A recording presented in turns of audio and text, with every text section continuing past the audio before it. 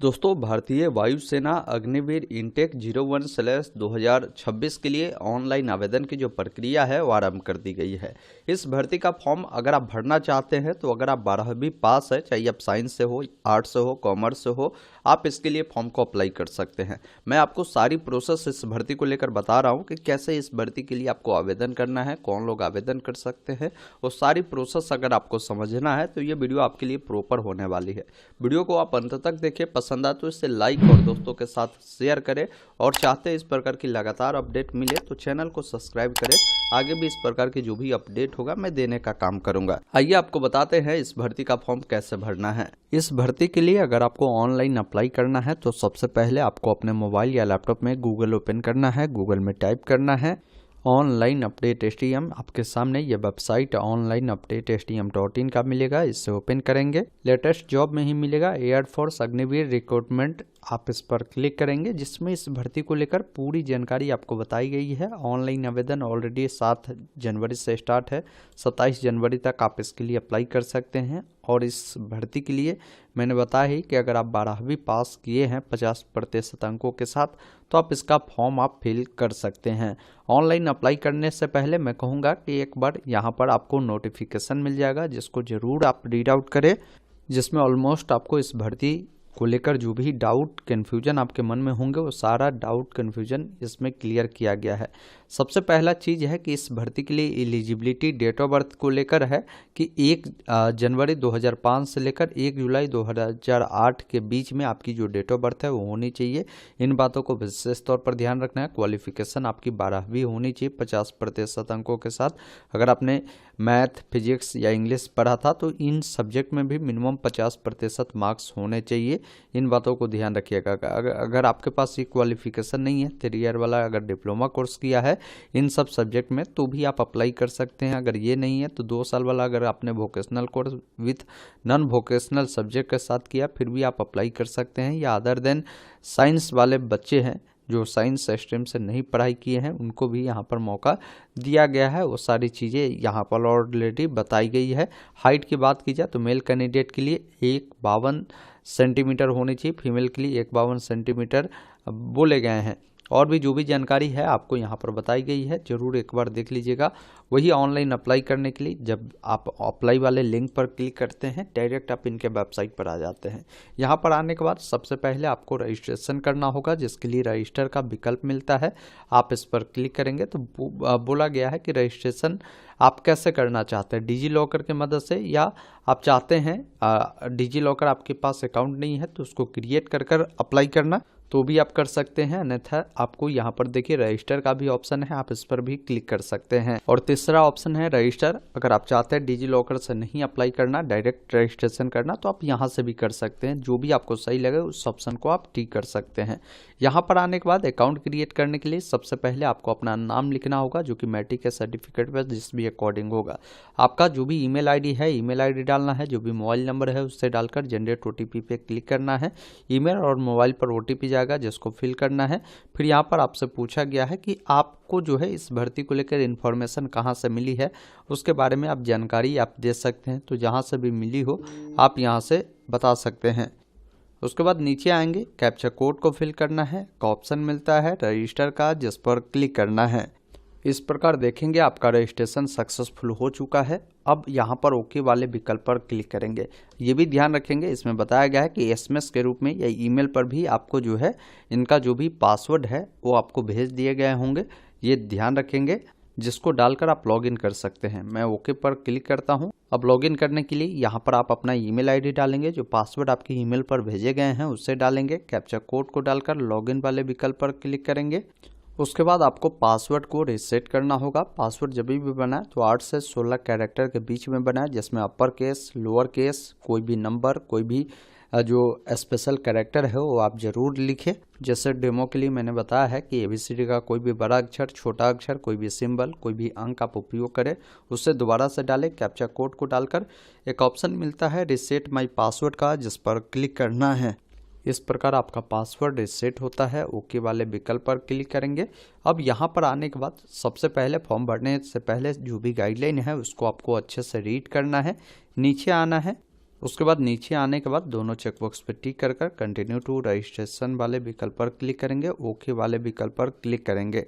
हो सकता है आपका भी सेशन आउट हो तो दोबारा से वही अपना ईमेल आईडी जो नया पासवर्ड बनाया है उसे कैप्चा कोड को डालकर लॉगिन करेंगे।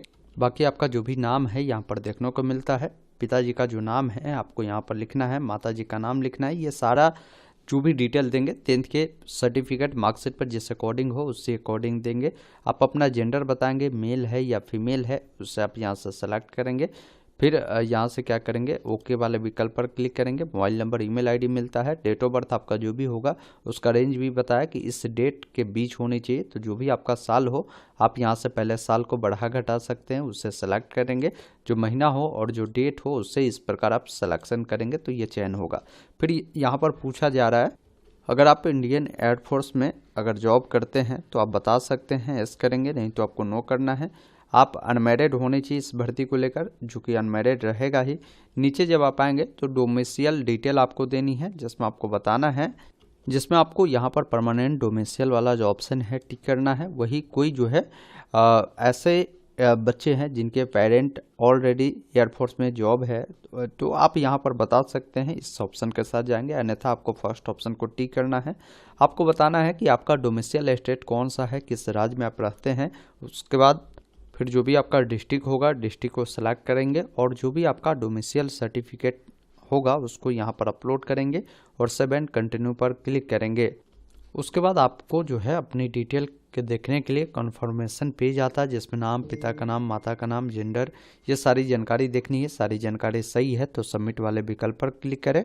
इस प्रकार आपका जो पर्सनल डिटेल है सेव होता है। ओके वाले विकल्प पर क्लिक करेंगे। उसके बाद आपको क्वालिफिकेशन की जानकारी देनी है। तो क्वालिफिकेशन के लिए इन्होंने 3 अलग अलग पात्रता रखा है। जैसे कोई बच्चा ऐसा हो सकता है जो 12वीं पास किया हो, चाहे 12वीं में आपने साइंस कॉमर्स आर्ट पढ़ा हो तो आप 12वीं वाला ऑप्शन यहाँ 10+2 को चुनेंगे।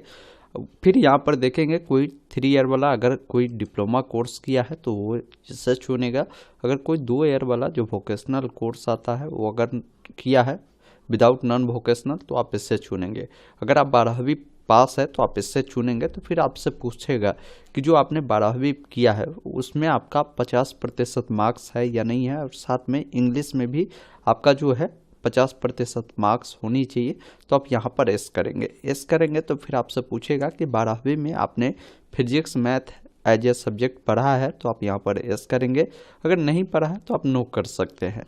फिर पूछेगा कि 12वीं में आपका स्ट्रीम क्या था, साइंस, कॉमर्स, आर्ट, वो जानकारी आप यहाँ से सेलेक्ट करेंगे। फिर आपसे यहाँ पर पूछेगा कि आप जो है इस भर्ती के लिए एलिजिबल है अदर देन साइंस सब्जेक्ट वाला जो पोस्ट होगा उसके लिए, क्योंकि आपने जो है फिजिक्स केमिस्ट्री नहीं पढ़ा था तो वही आप एस करेंगे और यहाँ पर साइंस को चुनेंगे। तो फिर यहाँ पर बोलेगा कि आप जो है साइंस सब्जेक्ट के लिए भी एलिजिबल है। आप चाहे तो अदर देन साइंस वाले के लिए भी अप्लाई कर सकते हैं और चाहे तो दोनों के लिए कर सकते हैं। ये साइंस वाले बच्चों के लिए मौका दिया जाता है जिन्होंने फिजिक्स मैथ पढ़ा था। तो आप अपने अकॉर्डिंग यहाँ पर जब ऑप्शन चुनेंगे तो ये विकल्प आपको चुनने का ऑप्शन मिलेगा। फिर पूछेगा कि जो भी आपने 12वीं किया हो किस बोर्ड से किया है, सभी बोर्ड का नाम मिलता है, जिस भी बोर्ड से आपने पास आउट किया है बोर्ड का नाम चुनेंगे। फिर यहाँ पर पूछ रहा है कि आपके इंटर जो हुआ है उसमें क्या आपकी परसेंटेज है वो जानकारी देनी है। फिर बताएंगे कि आपका जो नंबर है वो परसेंटेज में है तो परसेंटेज चुने, सीजीपीए में है तो सीजीपीए चुने, ग्रेड में है तो ग्रेड को चुने।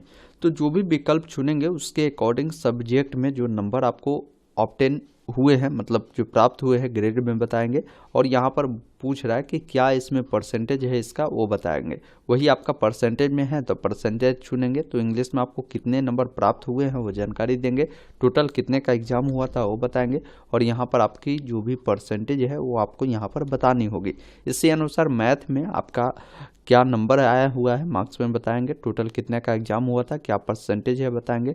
फिजिक्स के बारे में जानकारी आपको देनी है, बायोलॉजी के बारे में आपको जानकारी यहाँ पर देनी है, जो भी आपने पढ़ा है। अगर बायो नहीं पढ़ा तो इसको छोड़ सकते हैं, जहाँ पर स्टार बना है वो आपको देना होगा। क्योंकि मैंने यहाँ पर साइंस वाला सब्जेक्ट चुना है, यहाँ पर एस किया, तब ये पूछ रहा है।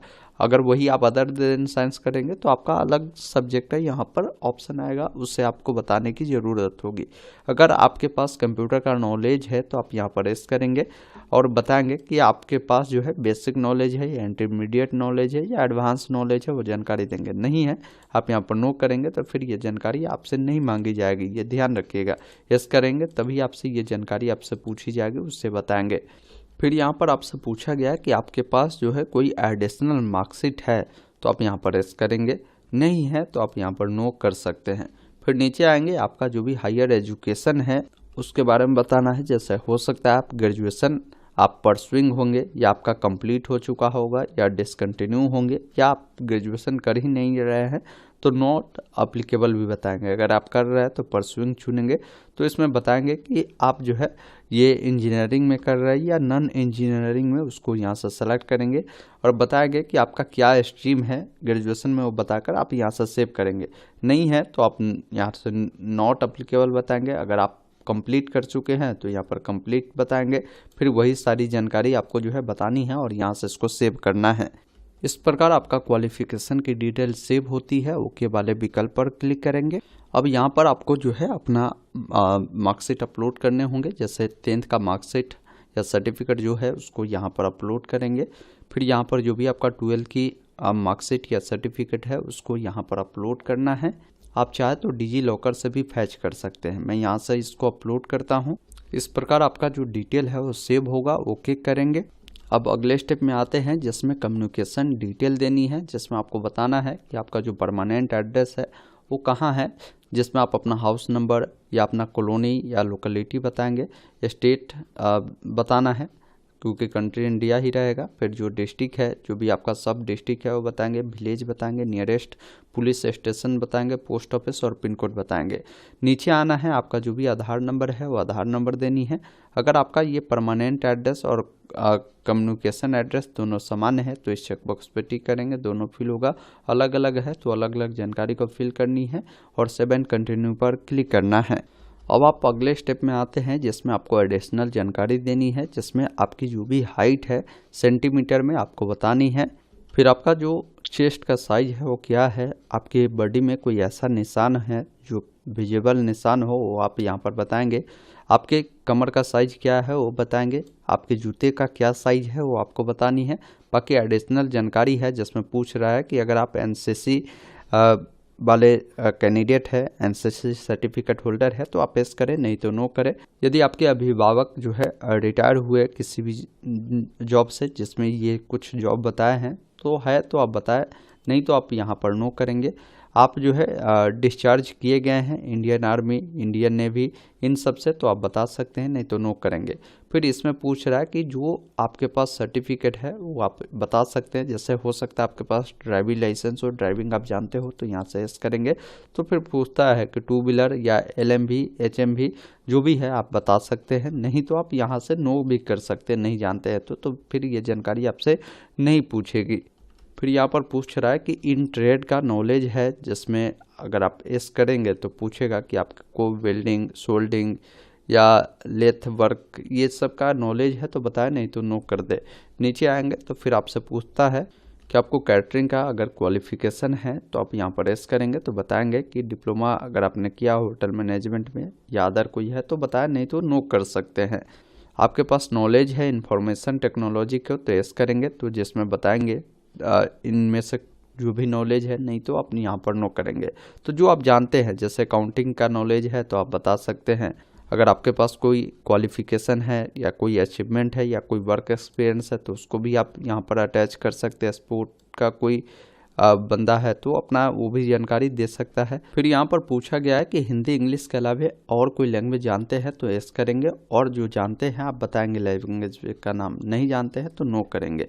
फिर मेडिकल हिस्ट्री के बारे में पूछ रहा है, आपका कोई मेडिकल हिस्ट्री है जिसमें अगर आपने कोई मेजर जो है सर्जरी करवाया है तो वो सारी चीज़ें बता सकते हैं, नहीं तो इसको छोड़ सकते हैं और यहाँ से सेव एंड कंटिन्यू पर क्लिक करेंगे। इस प्रकार आपका एडिशनल जानकारी सेव होता है। आप ओके वाले विकल्प पर क्लिक करेंगे। अब अगले स्टेप में आते हैं जिसमें फ़ोटो सिग्नेचर अपलोड करना है। फ़ोटो के बारे में इन्होंने बताया कि फ़ोटोग्राफ JPG फॉर्मेट में होगा।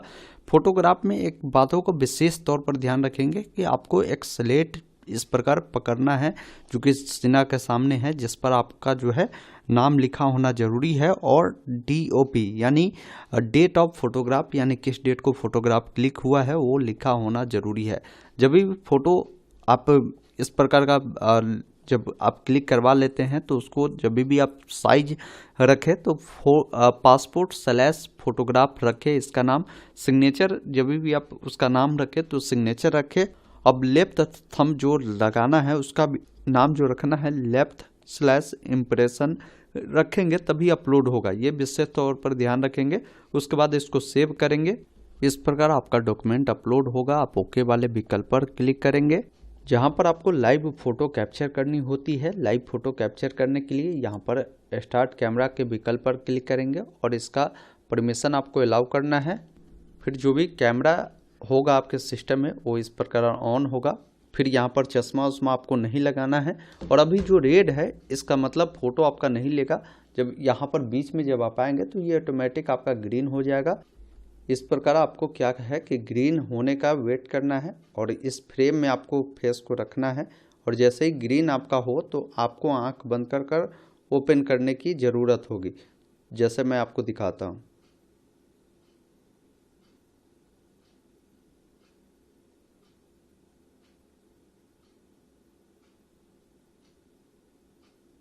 फ़ोटो जैसे ही अपलोड आपका हो जाएगा लाइव फ़ोटो, फिर अगले स्टेप में आते हैं जहाँ पर एग्ज़ाम सिटी का प्रेफरेंस देनी है फेज़ 1 के लिए। तो आपको 5 सेंटर आपको चुनने हैं। तो जिस भी स्टेट में रखना चाहते हैं उससे चुनेंगे। उस स्टेट में जो भी सेंटर बनाए गए हैं उससे आपको यहाँ पर डालकर सेव एंड कंटिन्यू वाले विकल्प पर क्लिक करेंगे। उसके बाद आपके सामने फॉर्म का प्रीव्यू आता है जिसमें आपने जो भी जानकारी दिया है सभी जानकारी को अच्छे से मिलान करना है।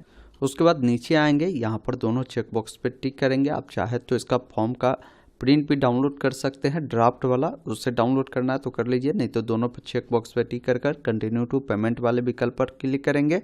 उसके बाद एक बार डिटेल आएगा उससे कंफर्म करेंगे। फिर पेमेंट करने के लिए इंस्ट्रक्शन आएगी, उसको रीड करने के बाद नीचे आएंगे। पेमेंट का 2 गेटवे है, आप किसी एक गेटवे को टिक कर यहाँ से पे वाले विकल्प पर क्लिक करेंगे। इन्होंने बताया है कि पेमेंट सक्सेस होने की जो रेशियो है सबसे हाई नेट बैंकिंग से है, उसके बाद डेबिट कार्ड, क्रेडिट कार्ड से, UPI से करते हैं तो पेमेंट कभी कभी फंस भी जाता है। अब पेमेंट करना है तो पे वाले विकल्प पर क्लिक करेंगे। उसके बाद जो भी पेमेंट आपका लगेगा, पेमेंट प्रक्रिया को पूरा कर इसका जो भी प्रिंट आउट है उसको निकाल कर अपने पास सुरक्षित जरूर रख लेंगे। इस प्रकार मैंने इस वीडियो में बात किया अग्निवीर वायु इनटेक का जो फॉर्म निकाली गई है 12वीं पास के लिए, कैसे फॉर्म को भरना है स्टेप बाय स्टेप मैंने सारी प्रोसेस आपको बताया। उम्मीद करता हूँ ये वीडियो आपको काफ़ी पसंद आया होगा, तो इसे लाइक शेयर ज़रूर कीजिए।